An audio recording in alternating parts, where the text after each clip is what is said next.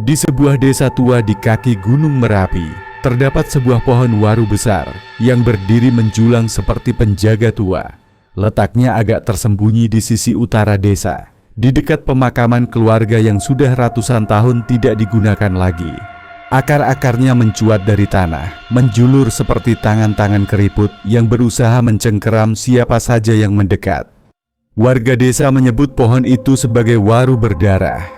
Konon, setiap malam Jumat Kliwon, batang pohon itu akan basah seperti dibasahi cairan merah tua yang menetes perlahan. Tidak ada yang berani memastikan apa cairan itu, tapi baunya anyir dan membuat mual, seperti bau darah yang telah mengering di ruang tertutup.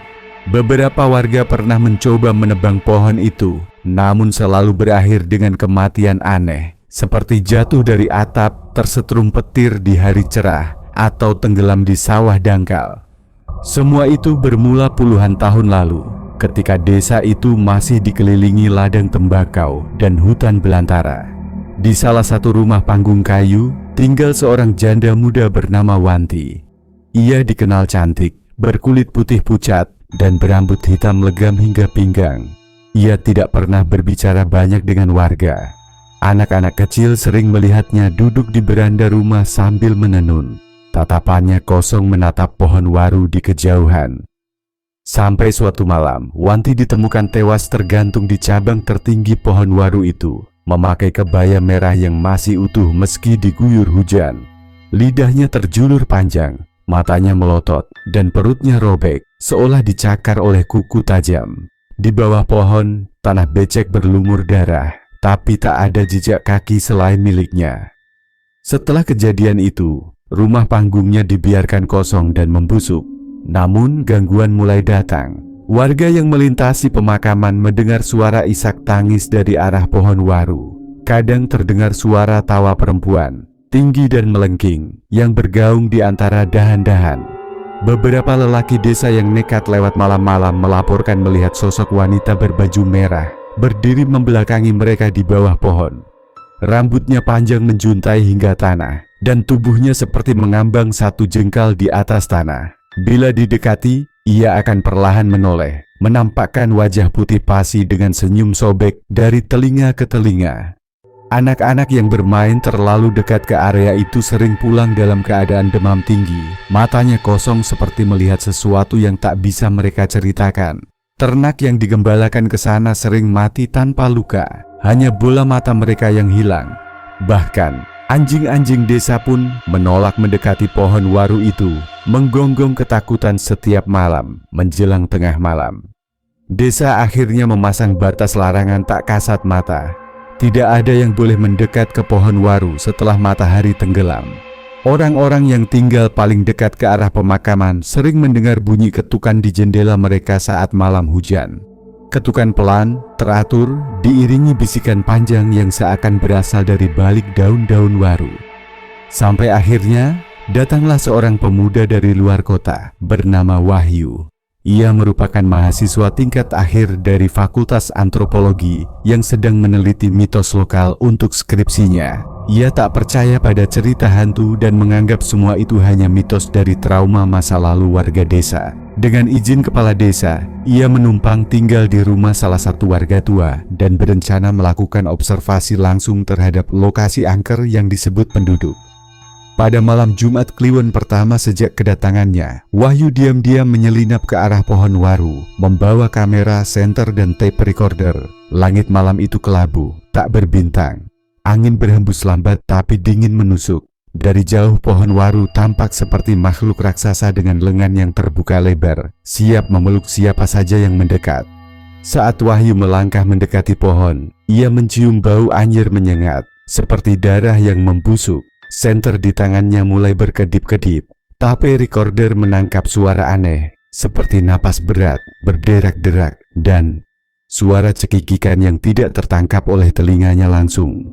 Ia mencoba mengabadikan pohon itu lewat kameranya, tapi layar hanya menampilkan kabut merah yang berputar. Saat ia mundur, tiba-tiba tanah di bawah kakinya terasa berlendir. Ia melihat ke bawah, darah mengalir dari batang pohon, menetes hingga membentuk genangan kecil yang mengelilingi akarnya. Suara cekikikan itu semakin jelas, kini terdengar dari balik batang pohon. Perlahan, dari balik batang muncul sesosok wanita berbaju kebaya merah. Wajahnya tertutup rambut panjang. Tubuhnya membusuk di beberapa bagian, tulang kakinya terlihat menonjol keluar. Darah menetes dari ujung jarinya yang seperti kuku ayam, panjang dan runcing.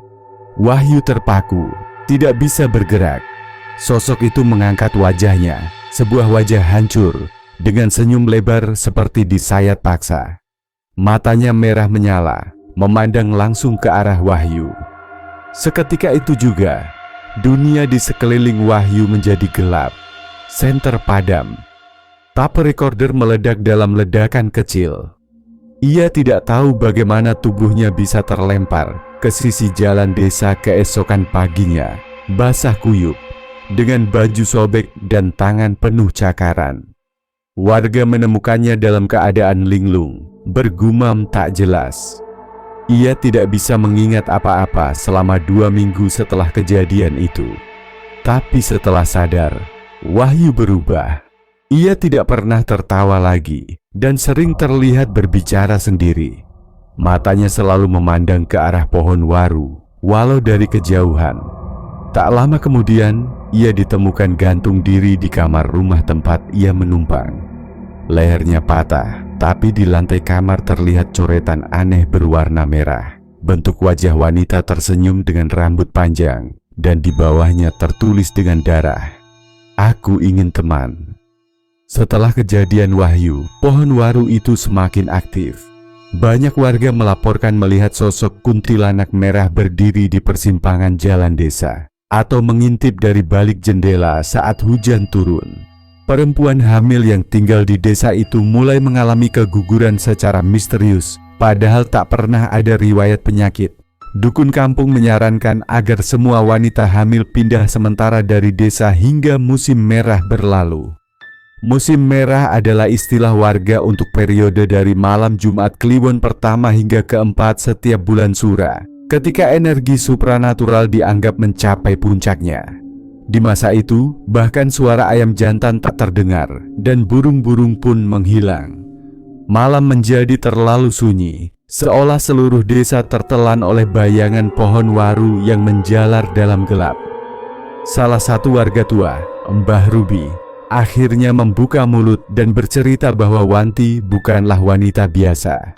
Ia adalah anak hasil hubungan gelap antara penduduk desa dan makhluk halus penjaga hutan. Wanti tumbuh dengan kecantikan memikat, tapi memiliki sisi gelap yang tak bisa dikendalikan. Ia sering berjalan di malam hari, berbicara dengan pohon waru seolah itu adalah ibunya. Ketika ia dipaksa menikah oleh keluarganya dengan seorang lelaki desa, malam sebelum pernikahan, ia mengakhiri hidupnya di pohon itu sambil bersumpah akan membalas dendam pada siapa saja yang merusak hubungannya dengan pohon ibu. Sejak malam itu, roh merahnya tak pernah benar-benar pergi. Ia menjadi kuntilanak merah yang tidak hanya gentayangan, tapi juga melindungi batas antara dunia manusia dan dunia gaib yang terkubur di bawah akar waru tua. Kini, setiap malam Jumat Kliwon, warga menutup pintu lebih awal, menyalakan dupa dan menabur bunga 7 rupa di setiap pojok rumah. Mereka tidak lagi menatap ke arah pohon waru, walau hanya dari balik tirai. Mereka tahu, sekali saja kau tatap balik, ia akan tahu. Dan ia akan datang dalam kebaya merahnya untuk mengambilmu sebagai teman di dunia kelam yang tersembunyi di bawah akar dan tanah merah. Dan satu hal yang selalu mereka ingat, jangan pernah menebang pohon waru itu, karena darahnya bukan getah dan dedaunnya bukan hijau, tapi merah seperti luka yang tak pernah sembuh.